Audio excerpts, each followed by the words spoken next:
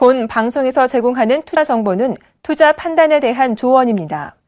방송에서 제공하는 주식의 가치, 가격 상승 및 가격 하락에 대해서는 방송사에서 보장하지 않습니다.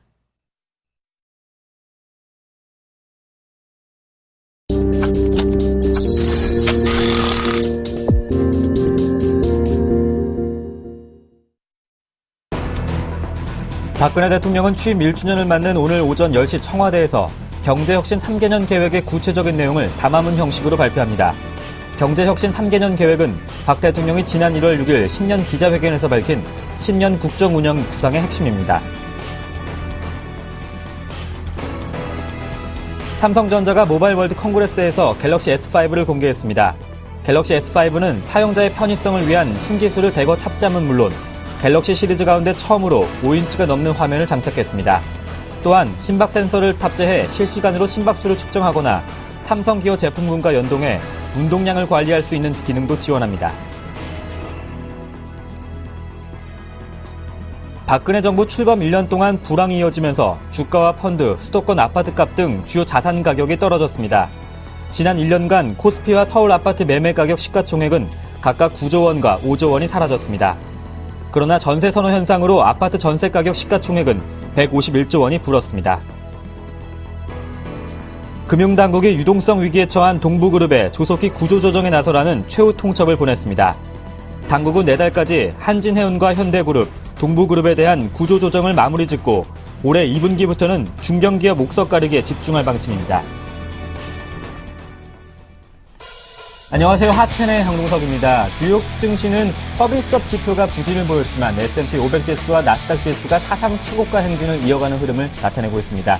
증시 상승과는 다르게 일단 경제지표 부진이 이어지고 있습니다. 또 여기에 여는 총재들의 말까지 엇갈리면서 오늘 아침 서울의 안개처럼 미 경기를 판단하기에는 어려운 상황입니다. 따라서 옐런 의장이 어떤 통화 정책과 또 신흥국에 대한 배려를 할지가 더욱더 관심이 쏠리고 있는데요. 갭상승한 오늘 국내 증시 코스피 지수는 1960선 위에서 움직이고 있습니다. 오랜만에 외국인이 강한 매수세가 오전장부터 유입되고 있는 상황입니다. 먼저 오전장 시황부터 체크하고 돌아오겠습니다. 시황센터 연결합니다. 네, 시황센터입니다. 간밤 뉴욕 증시는 상승 마감했습니다. 오늘 우리 시장도 장 초반 그 영향을 강하게 받고 있는데요. 또 대통령이 경제혁신 3개년 계획 발표를 앞두고 상승 탄력은 더 강한 모습입니다. 10시 구간 시장 흐름부터 살펴보겠습니다. 현재 코스피 지수는 12포인트 상승한 1961포인트 기록하고 있습니다. 하루 만에 1950선 위로 올라섰죠. 출발은 1958포인트로 전일보다 9포인트 오르며 시작했습니다. 현재 1960선 돌파를 시도하고 있는데 안착 가능할지 기대해 보겠습니다. 수급 동향 체크해 보겠습니다. 오늘 외국인 장 초반부터 강하게 매수해주고 있습니다. 822억 원 매수 우위를 기록하고 있는 가운데 기관은 현재 연기금과 투신 중심으로 매도하고 있습니다. 233억 원 매도하고 있고요. 개인 쪽에서 598억 원 매도 우위를 보이고 있습니다. 이어서 코스닥 지수 흐름도 살펴보겠습니다. 하루 만에 반등 시도하고 있지만 530선 저항은 강한 모습입니다. 현재 코스닥 지수는 1.78포인트 상승한 528포인트를 기록하고 있습니다. 오늘 출발은 529선이었죠. 시초가 대비로는 상승폭이 줄고 있지만 오늘 개별 종목들, 특히 미세먼지 관련주들의 상승세가 강하게 나오고 있습니다. 이어서 수급 동향도 체크해 보겠습니다.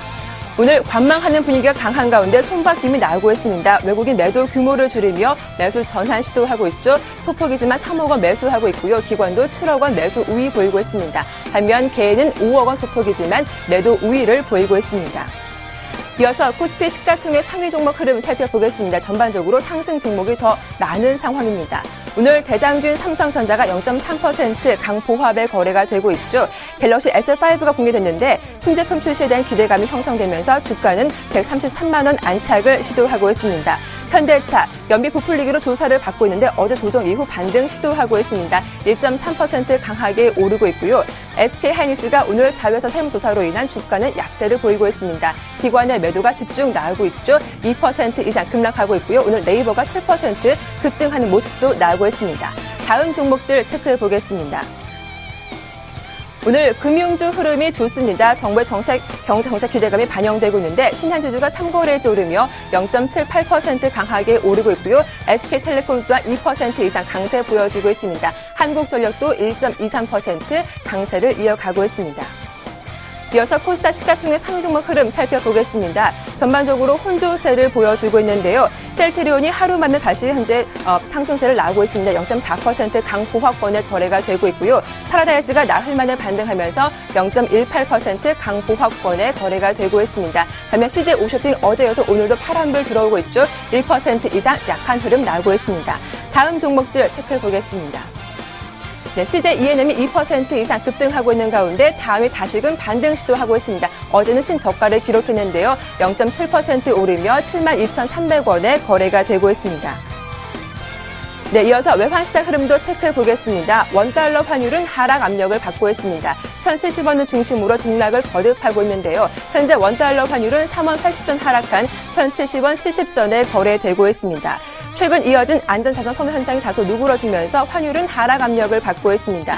미국 증시가 지표 부진에도 오른 데다가 우크라이나 정정 불안이 진정 기미를 보이는 것도 달러화 강세를 약하게 만드는 재료가 되고 있습니다. 지금까지 10시 구간 시장 흐름 살펴봤습니다.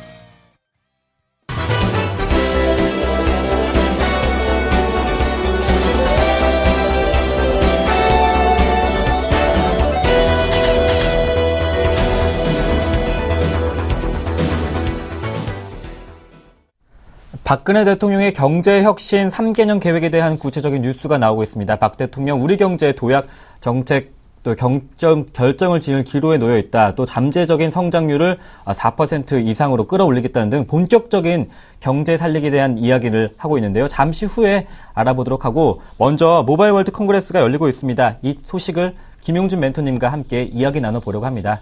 먼저 샘플러스 김용준 멘토 옆에 모셨습니다. 안녕하십니까? 네, 안녕하세요. 네, 세계 최대 모바일 전시회 모바일 월드 콩그레스가 이제 스페인 바르셀로나에서 열리고 있습니다. 삼성전자가 갤럭시 S5를 공개하는 등 LG전자를 비롯해서 우리나라 기업들이 많이 참여를 했는데 먼저 관전 포인트 어떤 것이 있을까요? 네.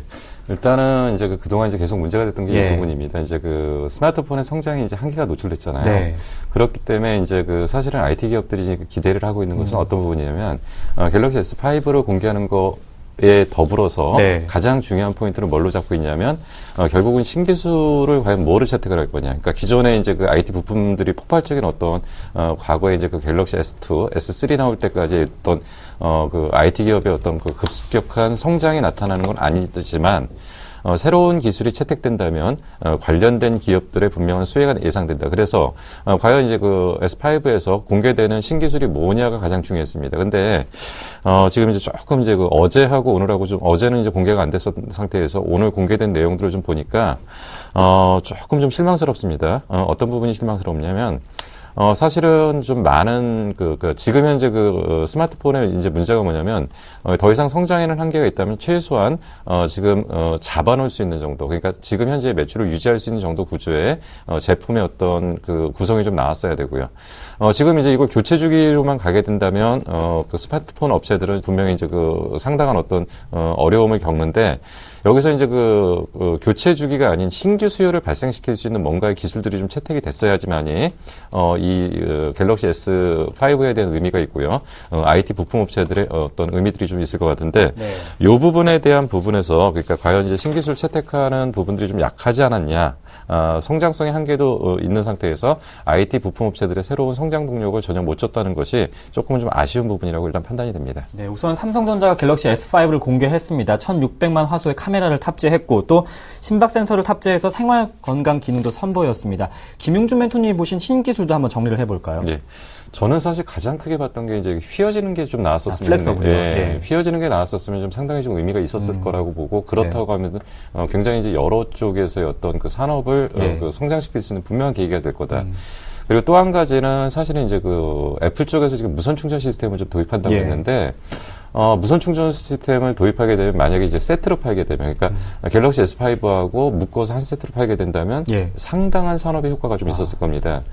사실 이제 어차피 무선 충전이라는 건 갈 수밖에 없는 길인데 지금 이제 조금 난제는 있죠. 어떤 부분이냐면 사실은 지금 무선 충전을 한다고 해도 거리가 많이 떨어져 있는 상태에서 무선 충전이 안 돼요. 그러니까 거의 몇 미리 정도 벌어져 있는 그 정도 사이에서 충전이 되기 때문에 이런 거에 문제는 있습니다. 그렇지만 어쨌든 무선 충전에 대한 시스템 그리고 그 배터리에 대한 부분들 이런 부분들을 점차 강화시켜야 되기 때문에 분명히 삼성에서 이번에 좀 채택을 좀 해줬었다면 상당히 좀 의미 있는 변화가 좀 있었을 거고 그리고 아마 그런 것들이 이제 그 관련 기업들에게 주가에 직접적인 영향을 좀 미쳤을 가능성이 있는데 그런 기술이 좀 채택이 안 된 것이 좀 안타까운 부분이라고 좀 설명을 드릴 수가 있습니다.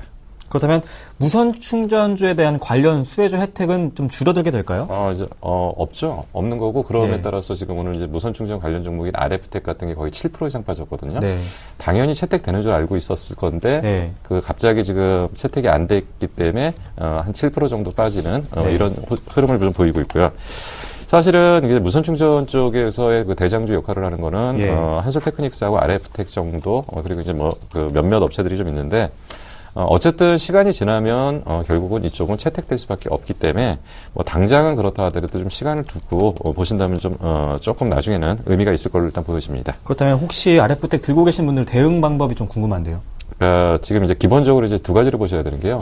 회사의 기본적인 가치나 실적이 있는 회사들은 일시적인 충격에 의해서 크게 문제는 없습니다. 그렇기 때문에 이제 RF텍이 그 무선 충전 아니면 뭐 도저히 안 되는 회사다라고 하면 문제가 되겠지만 그런 건 아니기 때문에 일시적인 낙폭은 오히려 뭐 그냥 그 좀 스쳐 지나가시는 분이 좋고 뭐 신규 매수 관점에서는 아직은 좀 접근이 좀 어렵고 뭐 요 정도로 보시는 게 맞을 것 같습니다. 반등이 나올 때까지 기다려야겠다는 말씀이시죠? 알겠습니다. 들고 계신 분들은 일시적인 현상으로 볼 수 있으니까 좀 반등을 좀 기회를 노려보자 이렇게 정리를 해주십니다. 방수 기능도 탑재가 됐더라고요. 일상생활에서의 방수를 좀 막을 수 있겠다 이런 기능이 있던데요. 그러니까 이제 제가 지금 요번에 좀 의미 있게 보는 기술 중에 이제 요번에 채택된 기술은 말씀하신 것처럼 심박 센서입니다. 심박 센서고 지문 인식이고 방수 방진이고 또 의미 있는 거는 배터리의 성능 개선 네 가지로 좀 요약을 할 수가 있는데요.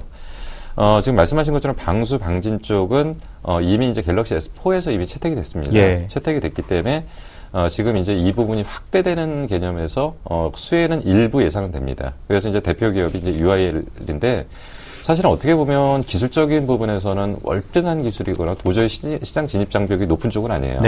그러니까 이제 뭐 보시면은 그 우리가 이제 핸드폰 들고 다니다가 뒷면에 그 배터리를 갈아 끼우는 그 틈새들을 어떻게 잘 처리하느냐가 결국 이제 그 방수 쪽의 가장 핵심들인데 뭐 그런 쪽에서 이것만 갖고 UIL이 그 주가가 이제 폭등하기는 좀 어렵고 다만 이제 어떻게 보시면 되냐면 이게 플러스가 되면서 기존 사업이 잘 되고 있기 때문에 그 좀 꾸준하게 좀 올라갈 수 있는 회사다. 사실 굉장히 오랫동안 많이 올라왔어요. 그 큰 폭으로 많이 올라왔는데 지금 현재 실적 기준을 봤을 때 그렇게 고평가 영역은 아닙니다. UIL은. 그러니까 최근에 상승폭에 대한 조정이 좀 나타난다고 한다면 관심을 갖고 좀 지켜보실 수 있는 쪽이고 방수 방진이 어쨌든 조금 더 적용 범위가 확대될 걸로 일단 보이기 때문에 하나의 수혜 업종의 약간의 어떤 그 자극 요소는 될 수 있다라고 좀 판단이 됩니다. 갤럭시 S5 신기술에 대한 좀 실망감이 실장에서 나오는 것 같습니다. UIL도 한 2% 정도 가까이 빠지고 있는데 혹시 신규 매수 관점에서 보신다면 어떻게 보시는지요? 저는 지문인식 쪽으로 좀 보고 있습니다. 지문인식 쪽으로는 지금 신규 매수가 좀 가능한가요? 지문인식 쪽은 신규 매수가 가능하다고 일단 보여지는데. 아이폰에 이미 지문 인식 기능은 있잖아요. 어떤 좀 추가적인 기능이 있을까요? 결국 이제 이걸 갖다가 이제 지금 뭘로 묶냐면 사물 인터넷으로 묶습니다. 사물 인터넷으로 묶으면서 보안 기능을 강화시켜야 되고요.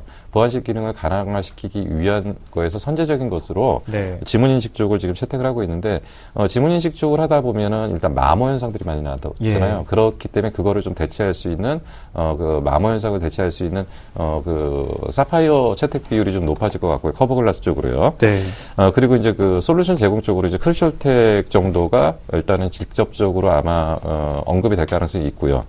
그리고 이제 얘네들이 그 기반 자체가 이제 그 지문인식 쪽의 그 핵심 기술들의 솔루션을 제공할 수 있는 업체들이기 때문에 있죠. 그리고 슈프리마는 사실은 이제 뭐 지문인식 갖고 당장 이제 어떤 실적의 급격한 변화는 보이지는 않겠지만, 네. 그러나 분명히 하나의 묶음으로 봤을 때 괜찮은 회사라고 일단 판단이 됩니다.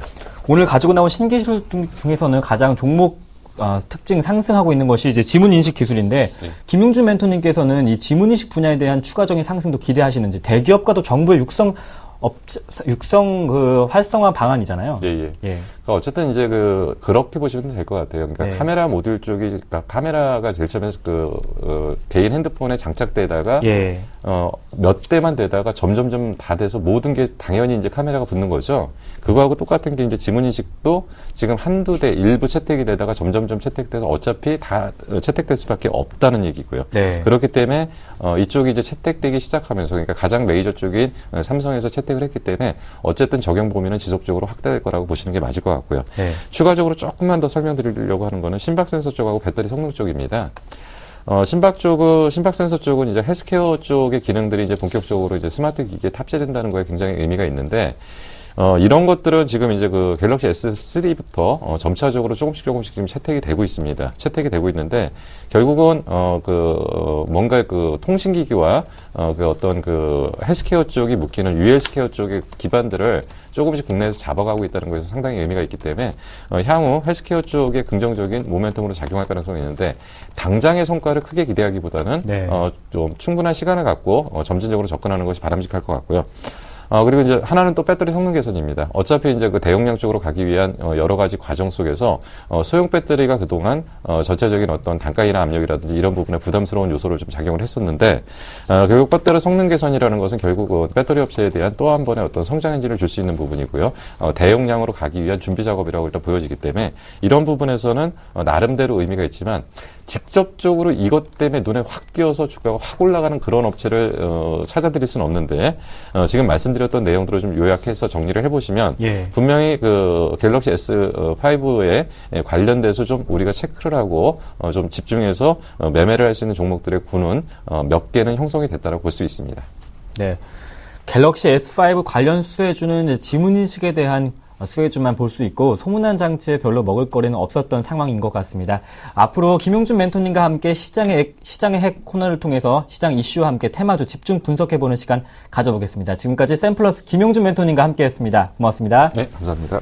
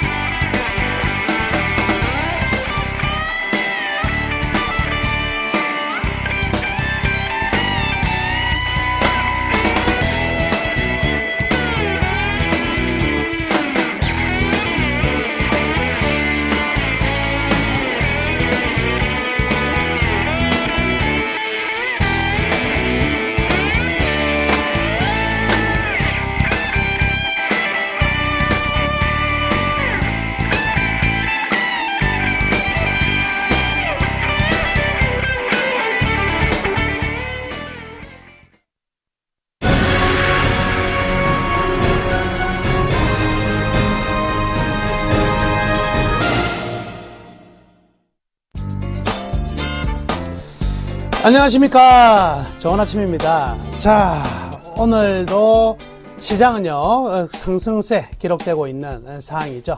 굉장히 안정적인 흐름들 지금 이어지고 있는 상황입니다. 오늘은 무엇보다도 가장 중요한 부분은 바로 이 부분 아니겠습니까? 정부의 경제혁신 3개년 계획 발표가 이제 예정되어 있는데, 여기 이 내용 가지고 좀 파보도록 하겠습니다. 신년 연설에서 이 부분이 먼저 제시가 되었었는데 그때는 좀 두리둥실하게 이런 방향을 제시를 했다고 본다면 오늘부터는요 이제는 방향을 넘어서서 대부분의 이제 핵심적인 내용을 구체적으로 할 수 있는 부분이 나올 것 같습니다. 그래서 정부의 경제혁신 3개년 계획 발표에 대한 내용들 보도록 하겠습니다. 자, 우선 주 내용은요, 세 가지로 요약을 할 수가 있겠습니다. 첫 번째는 공공부문, 개혁 부문이 제일 먼저 언급이 되었고요. 그 부분에서 어떤 내용이냐, 이제 공공기업들의 이 정상화, 그리고 부채 관리, 이런 부분들이 가장 좀 시급한 요소다. 이렇게 볼 수가 있겠죠. 그래서 한국전력이나 가스공사뿐만이 아니라 대규모 이제 공공기업들이 자체적으로 이 비효율적인 부분들이 많기 때문에 이 부분을 계획하겠다. 라는 내용이고요. 두 번째는 창조 경제의 이제 본격화가 이제 시작될 수 있다. 이렇게 봐야 되겠습니다. 그래서 창조 경제의 본격화. 이 부분은 이제 5대 유망 서비스 기업에 대해서 규제를 굉장히 큰 폭으로 완화를 하겠다. 또한 지원을 확충하겠다라는 내용이 나왔는데 이 5대 유망 서비스업군들이 이제 1월 달부터 일정 부분 시장에 좀 많이 반응이 된 부분이긴 하지만 아직도 구체적인 로드맵이 나오게 된다면 상승폭은 또 커질 수 있는 분명히 요인도 될 수 있다. 이렇게 봐야 될 것 같습니다. 자, 세 번째는요, 이 내수 활성화 부분입니다. 즉, 이제 우리가 과거 이제 MB 정부 같은 경우에는요, 이 내수는 거의 무시된 채 오로지 수출만 외쳤던 부분이라면 수출과 이제 일정 부분 내수도 어느 정도 레벨을 맞춰야 된다. 여기에 있는 부분 같거든요. 그래서 내수도 일단 수출하고의 어느 정도 수준을 맞추기 위해서 활성화가 필요하다. 이 부분에 대한 내용이 나올 건데 제일 근본적으로는 이 주택시장 활성화 부분이 되겠죠. 주택시장을 어떻게 경기 부양을 통해서 이제 활성화시키느냐 이 부분이고, 그리고 이 일자리 굉장히 중요한 부분이죠. 그리고 저출산, 고령화 이러한 내용들이 전반적으로 내수 활성화와 같이 엮여 있는 내용이다. 이렇게 봐야 될 것 같습니다. 자, 그러면 오늘 그 정부 경제혁신 3개년 계획 발표의 핵심 포인트는 뭐냐? 첫 번째는요. 이미 큰 그림을 그렸다면 이제 그림만 계속 그려놓은 상태에서 머물러서는 안 되겠죠. 총론에서 이제 강론으로 들어가는 작업이죠. 그리고 이러한 부분들이 이제 세부적으로 굉장히 구체화됨으로 인해서 각각의 기업, 각각의 산업에 본격적으로 영향을 주게 된다. 이 부분일 것이고요. 그리고 이 수출 중심에서 철저히 이 내수 중심으로 균형 성장에 초점을 두고 있기 때문에 이 내수 관련 업종들의 포인트도 굉장히 좀 부각될 가능성이 크다. 이렇게 볼 수가 있겠는데요. 무엇보다도요, 이 실행 타이밍이 아주 기가 막힌 타이밍 같습니다. 왜 이러한 이번 경제혁신 3개년 계획 발표와 이 구체적인 로드맵 제시가 왜 타이밍이 좋냐면 지금 우리나라 경기 선행지수가요, 급등을 하고 있거든요. 9개월 중에서 한 달 빼고는요, 계속적인 상승이 나타나고 있다고요. 근데 경기 선행지수는, 즉 경기의 회복은 분명히 선행적인 측면에서는 가고 있는데 무엇이 따라가지 못했냐면 동행적인 측면이 따라가지 못했던 부분이거든요. 그 부분이 바로 우리 모든 개인 투자자 여러분, 그리고 저도 마찬가지고요. 우리가 체감으로서는 절대 경기가 좋아진 줄 모르겠다. 왜냐면 일부 몇몇 대기업의 엄청난 성과가 우리나라 GDP라든지 경기 선행지수의 상승을 이끌었다면 실질적인 나머지 중견기업, 중소기업 이하 자영업자 같은 경우에는 지금 절대 경기가 좋은 타이밍이 아니거든요. 그렇기 때문에 바로 이 경제혁신 3개년 계획은 초성장 대형주 중심의 초우량 대형 기업의 어떤 힘을 더 실어주는 과거 MB 정책과는 조금은 다른 이제 서민적으로 내려온 부분이 될 것이기 때문에 굉장히 좀 의미 있는 그 내용이기도 하고 그 타이밍 동안 지금 굉장히 적절한 타이밍이다. 이렇게 봐야 될 것 같습니다. 자, 그러면 향후 이제 정부 경제혁신 3개년 계획에 대한 전망은 어떻게 볼 수가 있느냐? 자, 이게 정부가 이렇게 하겠다고 해가지고 되는 게 아니죠. 뭐가 필요합니까? 국회의 동의가 필요한데 이 국회 동의 거쳐야 되고 여기에서 충돌 마찰은 없을 수가 없을 겁니다. 여기에서 일정 부분의 밀당은 또 하게 되겠죠. 그렇기 때문에 실제 실행은 조금 미뤄질 가능성이 많고요. 무엇보다도 이게 우리 실물 경기에 실제적으로 영향을 미치기 위해서는 아무래도 일정 시간은 분명히 소요가 될 것이다. 이렇게 봐야 될 것 같습니다. 두 번째는요, 이 5대 유망 서비스군들이 계속적으로 정책 수혜를 받을 가능성이 많아요. 그럼 이 5대 유망 서비스 업종이 뭐죠? 의료, 제약, 바이오가 될 것이고요. 그 다음에 교육. 교육은 뭐하고 매칭이 되냐면, 교육과 일자리 창출과 매칭이 되는 부분이 될 것이고요. 그리고 관광 서비스.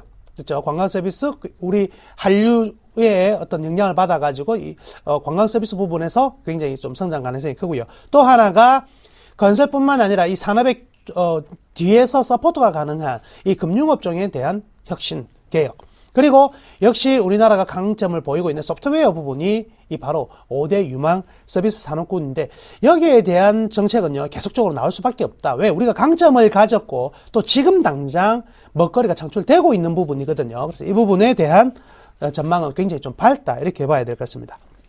자, 그리고 규제 완화에 따른 새로운 먹거리 창출이라는 것들이 나왔는데 과거 우리가 어떤 중소기업이나 중견기업들 같은 경우는 새로운 신사업을 하려고 보면 규제가 너무 많아요. 근데 지금 이 현 정부에서 어떤 거예요? 규제 총량제를 도입함으로 인해 가지고 규제 전체가 팍 줄어드는 흐름이죠. 그러면 새로운 산업에 굉장히 도전할 값어치가 굉장히 커진다.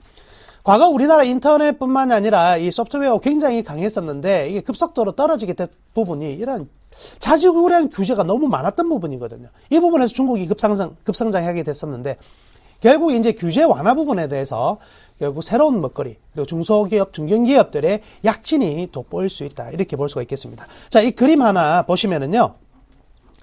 결국 이제 미래부에서 제시한 부분인데요. 이 창조경제타운 이제 창조경제의 핵심이 될 수 있는 인력을 양성하는 부분이 되겠죠. 그리고 3년 후에는 창활동지수가 이렇게 나오는데 밑에 소프트웨어 컨텐츠 조성 펀드 조성액이 있습니다. 이게 2013년에는 200억 정도 됐는데요. 2014년에는 1,400억 원으로 굉장히 큰 폭으로 늘었고요. 이 문화 컨텐츠죠. ICT 수출액이 1,694억에서 2,000억 달러 쪽으로 늘어나게끔 이렇게 유도를 하겠다는 것이기 때문에 결국 이제 풍부한 자금력을 가지고 새롭게 도전하는 이런 흐름들은 굉장히 많이 일어날 수 있다. 이렇게 봐야 되겠습니다. 자, 그러면 우리는 이 정부 경제혁신 3개년 계획 발표에 이어서 어떻게 이제 우리 주식 투자하시는 분들은 대응할 것인가? 이 부분이 가장 중요한 부분이겠죠. 자, 첫 번째는요. 일단 내수 시장 활성화는요. 분명히 국내 경기 회복이 될 것이다. 그리고 되게끔 만드는 큰 틀의 어떤 작용을 합니다. 그렇기 때문에 이 경기 민감 내수주들의 관심을 계속 가져야 되겠네요. 그동안 전부 다 수출 주도형 산업만 관심을 가졌다면 이 경기 내수 민감주의 부분도 분명히 시장에 어떤 강점을 가지면서 이익을 만들어내는 구조로 바뀌어갈 것이다. 이렇게 봐야 될 것 같고요. 그렇다고 본다면 제일 먼저 수혜 업종은 무엇이라 볼 수 있겠어요? 부동산 경기 활성화니까 1번 건설이 되겠죠. 건설 부문이 최근 주가가 많이 올라왔지만 조정을 받고 또 이러한 정책 수혜에 힘입어서 지속적으로 좀 화랑세, 점진적으로 화랑세가 이어질 가능성이 많겠고요. 건설에 어느 정도 안정을 찾는다면 이 금융의 구조 개혁, 혁신 같은 경우에도 그대로 안정적으로 매칭이 되면서 이 금융 부분도 분명히 굉장히 수혜를 받을 가능성이 크다. 그리고 5대 유망 서비스 산업군 중에서 포함되어 있는 것 중에서 역시 바이오 업종이라든지 그리고 컨텐츠 IT, ICT 부분과 소프트웨어 쪽은요. 앞으로도 우리가 계속 관심 그리고 종목에 대한 어떤 선별적인 작업을 해 나가야 될 것으로 이렇게 볼 수 있습니다. 자, 오늘의 히든카드입니다. 오늘의 히든카드는요. 바로 뭐냐면 이 미래부에서 발표한 13개 스타 산업군 중에서 이제 초대형, 초우량 스타 기업이 탄생할 수 있다. 저는 이렇게 판단하는데 그러면 13개 스타 산업을 제가 한번 불러드리겠습니다. 여기에서 우리가 한번 고민해 볼 필요가 있고요. 여기에 대한 종목에 대해서 집중적으로 연구가 필요한데 저 또한 이들 산업군 중에서 스타가 될 수 있는 종목들의 연구를 지금 계속하고 있는 중이고요. 일정 부분 제가 주말 세미나 이런 걸 통해 가지고요. 여러분께 공개 차후에 차례차례 공개하도록 하겠습니다. 자, 13개 스타 산업 중에서 첫 번째 9개 전략 산업이 있는데요. 5G가 있습니다. 5G가 있고요. 해양 플랜트, 스마트카, 그리고 인텔리전트 로봇이 있는데 요거 관심 있게 보세요. 인텔리전트 로봇이 있는데 이 부분이 바로 이제 굉장히 의미 있는 부분이 될 것이고요. 그 다음에 웨어러블, 그리고 실감형 컨텐츠, 웰리스 등이 있고요. 그 다음에 4대 기반 산업이 있는데 여기에서 가장 중요한 부분은 바로 지능형 반도체와 빅데이터가 나와요. 이 빅데이터가 굉장히 중요한 부분이 될 것입니다. 그리고 최근에 이슈가 되고 있죠. 사물형, 바로 인터넷이 되겠습니다. 사물 인터넷, 어마어마한 부분이 될 것이고요. 그 다음에 미래 융복합, 소재에도 포함이 되어 있다. 이렇게 보시면 되겠습니다.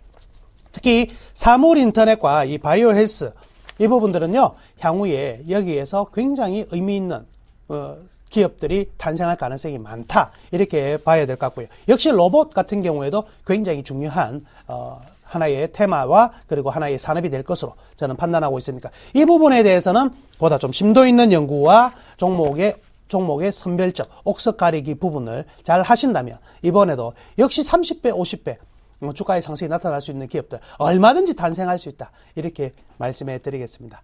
여튼 이 경제개혁 3개년이 잘 진행이 되었으면 좋겠고요. 이러한 진행이 잘 된다면 이제 기업의 어떤 한정된 어떤 초우량 대기업만 갈 수 있는 이런 상황이 아니라 종목들이 그리고 기업들의 성장이 골고루 일어난다면 우리도 핀란드와 같은 노키아 붕괴 이후에도 얼마만큼의 성장을 계속 만들어냈던 핀란드와 같이 우리나라도 골고루 성장할 수 있는 하나의 계기가 될 것으로 생각하고 있습니다. 자, 오늘 시장은요, 지금 정리를 좀 해볼게요. 오늘 시장은 전반적으로 강세 흐름이 나타나고 있는데 정부에 대한 기대감도 있고요. 그리고 미국 시장도 상승했지만 현재의 상황은요, 외국인 수급도 굉장히 좋은 상황이죠. 지금은요, 우리가 버릴 게 하나도 없는 상황이다. 그렇기 때문에 종목별로 전부 다 올라가는 장세. 제가 1900포인트 순간적으로 깨어질 때 뭐라고 그랬습니까? 한 달 뒤에는 이 지수 못 본다 그랬잖아요. 그 지수가 완전히 바닥을 치고 올라가는 부분이거든요. 지속적으로 상승한다. 그리고요, 가장 먼저 말씀해 드린다면 지금 역시 가장 모멘텀이 증가되고 있는 부분은 바로 산업재입니다. 산업재. 그래서 건설에서 그리고 조선, 기계 이쪽 라인, 화학 쪽까지 이어지는 이 산업재에 대해서요, 가장 관심 있게 보셔야 되고 반드시 이들 종목들의 일정 부분은 매수하시기를 바라겠습니다. 자, 오늘 오전 나무누이의 이슈와이는요, 이 경제 혁신 3개년 계획 발표에 대한 얘기로 마무리 지었고요. 오후 2시에 여러분들 다시 찾아뵙겠습니다. 오후 2시에 특징주 Y를 가지고 찾아뵙도록 하겠습니다. 좋은 점심 보내시고요. 오후 2시에 다시 뵙겠습니다. 감사합니다.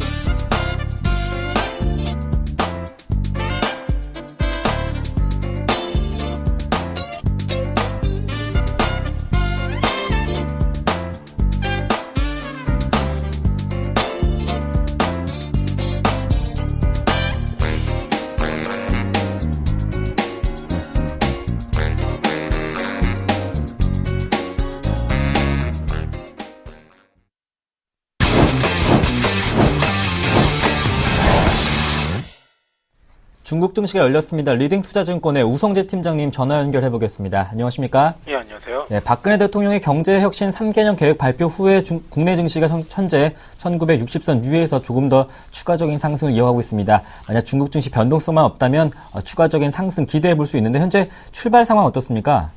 예, 오늘 중국 증시 또한 상승으로 출발하고 있습니다. 0.2% 상승한 2080.91포인트의 장 움직임 보이고 있는데요.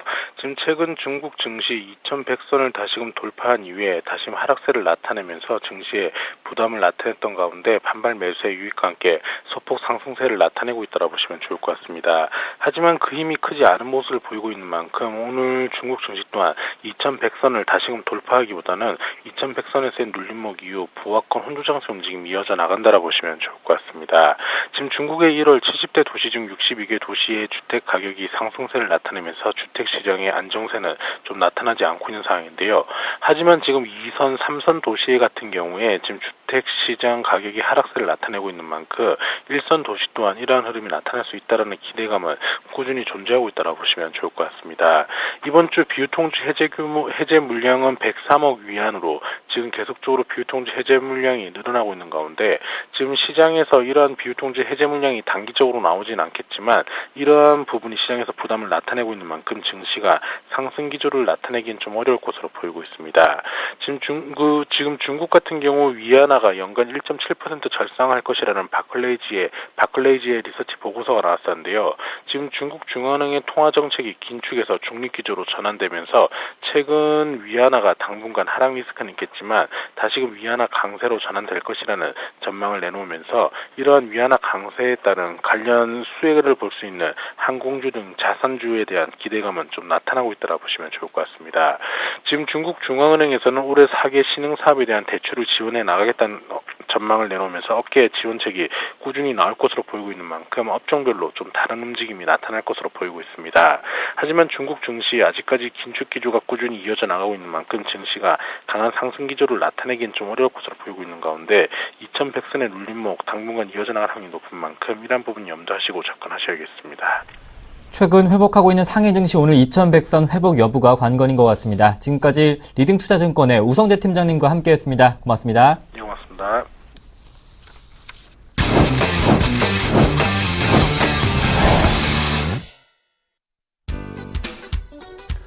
안녕하십니까, 김선진 멘토입니다. 네, 시장이 오늘 시장 어제 대비해서 굉장히 양호한 흐름입니다. 벌써 60을 넘었어요. 1962포인트까지 코스피 상황 보여주고 있고요. 코스닥 같은 경우에는 527포인트 상황을 보여주면서 한 0.3% 정도 상승을 좀 하고 있는 모습입니다. 자, 여러분들 종목은 잘 가지고 계신가요?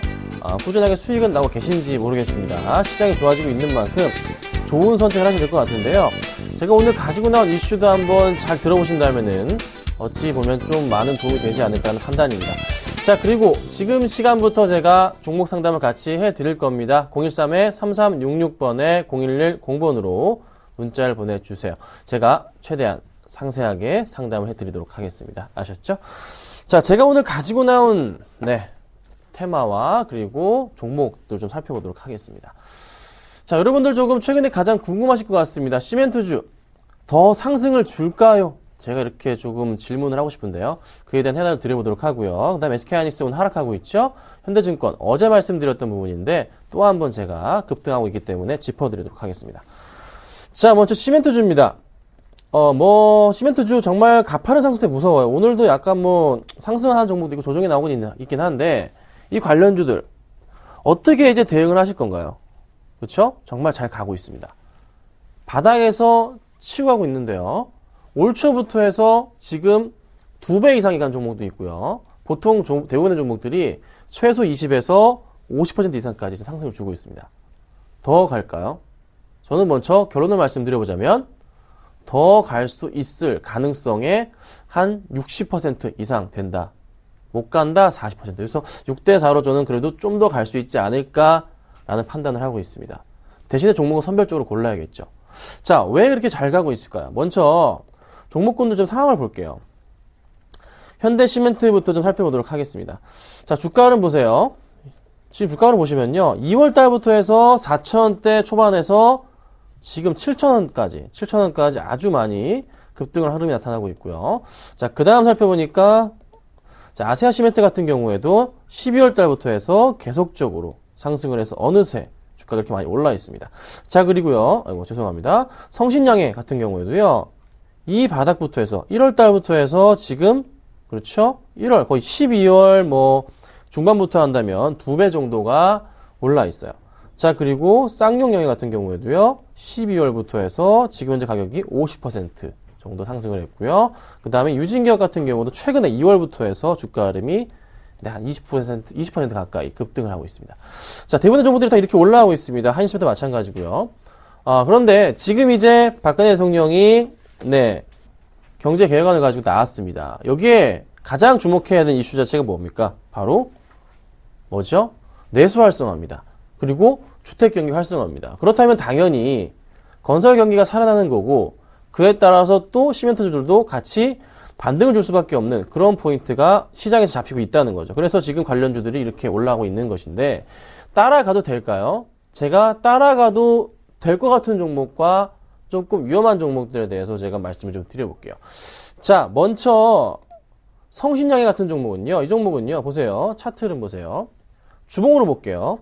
일봉으로는 많이 헷갈리실 것 같고요. 주봉상으로 볼 때 9월 바닥부터 해가지고 쭉쭉 올라가서 어느새 이렇게 많이 치고 올라갔습니다. 그렇죠? 큰 흐름으로 본다면은 더 이상 위에 올라갈 수 있는 가격대가 제한적일 것 같은 그런 전 고점 라인까지 치고 올라간 모습이고요. 그 다음 종목으로 역시나 쌍용영해 같은 경우에도 지금 전 고점까지 굉장히 많이 주봉입니다. 많이 올라와 있어요. 그렇죠? 상당히 많이 올라와 있습니다.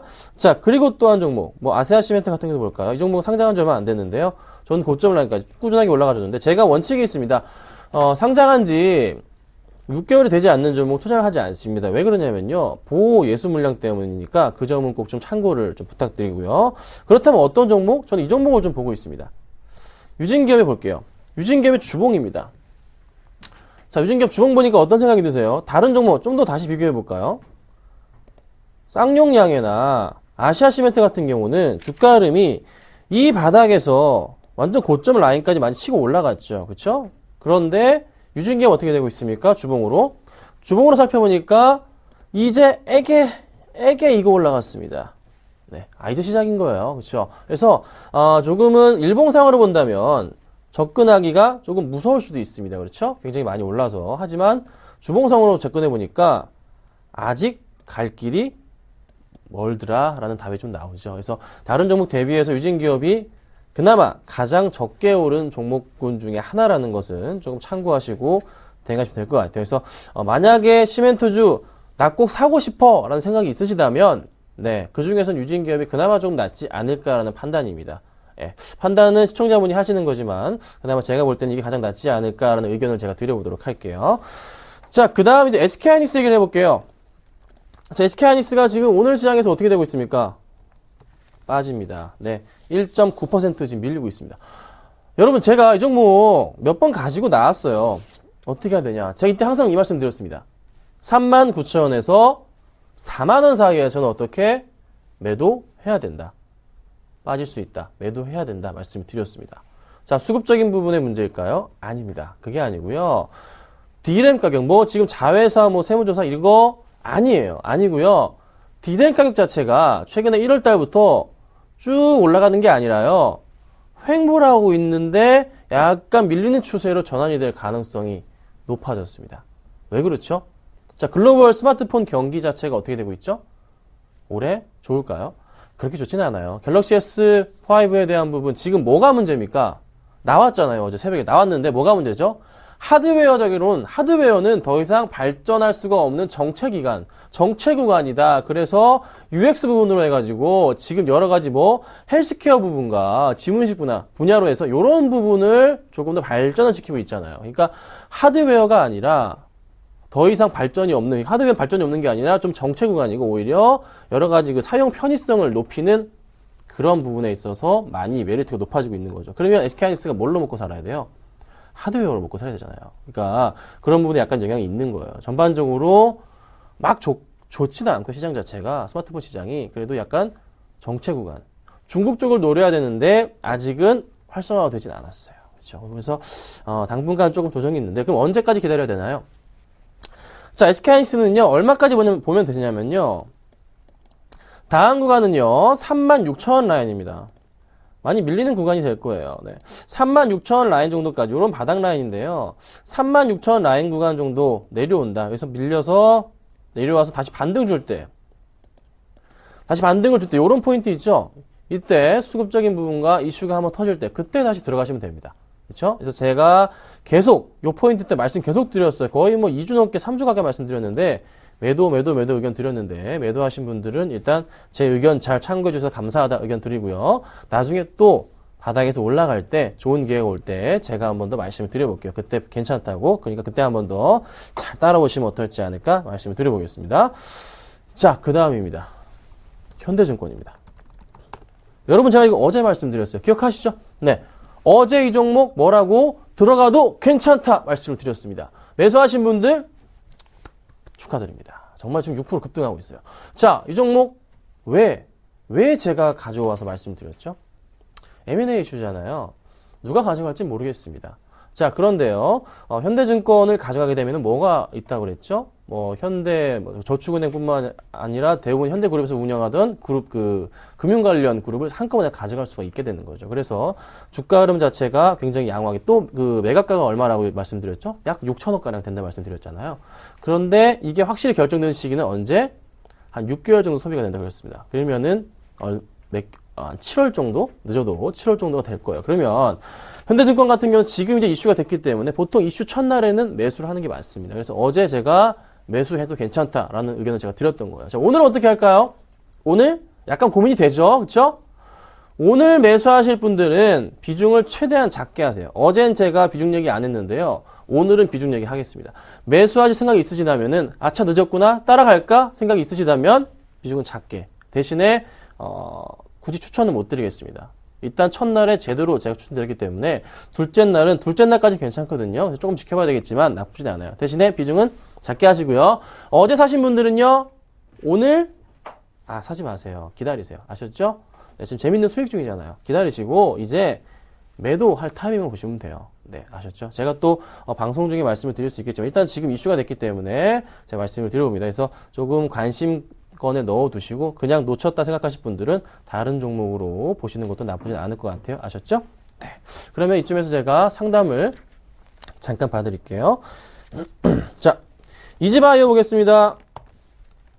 자, 이지바이오 4,740원 10% 남으셨어요. 2443님. 네, 제 방송 애청자시죠? 오후에 추천드린 종목입니다. 지금 수익이 10% 가까이 나고 있는 상태예요. 제가 목표가를 5,400원까지 상향했습니다.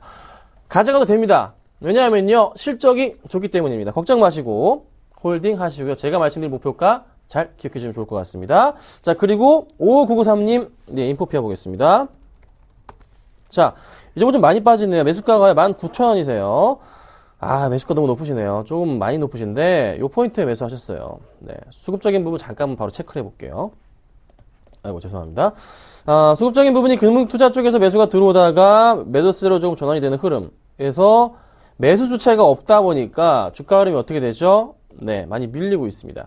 하지만 그 바닥 라인에 대한 인식 자체가 잡히는 구간, 요 포인트에 바닥 라인을 보이잖아요. 그러면 바닥 라인 연결했을 때 포인트 잡자면 거의 다 왔어요. 그러니까 조금 더 밀렸다가 다시 올라갈 가능성이 크니까 잠시만 기다려 볼게요. 아셨죠?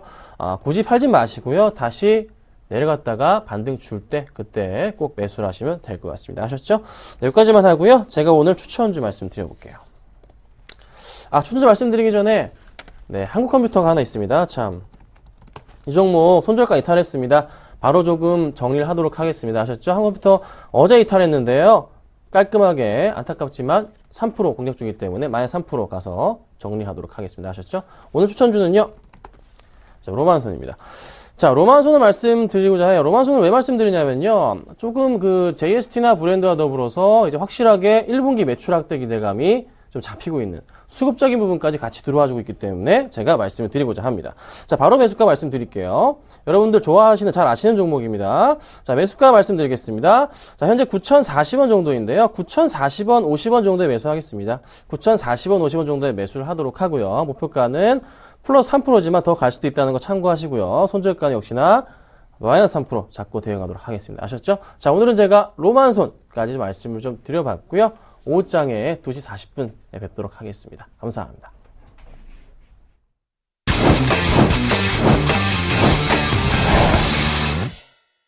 박근혜 대통령의 경제혁신 3개년 발표 후에 시장의 분위기는 좋아지고 있습니다. 외국인의 매수가 1,200억 원 늘면서 현재 코스피 지수는 1,962선에서 움직이고 있습니다. 남은 오후장도 성공 투자하시길 바라겠습니다. 핫텐이었습니다. 시청해주신 여러분 고맙습니다.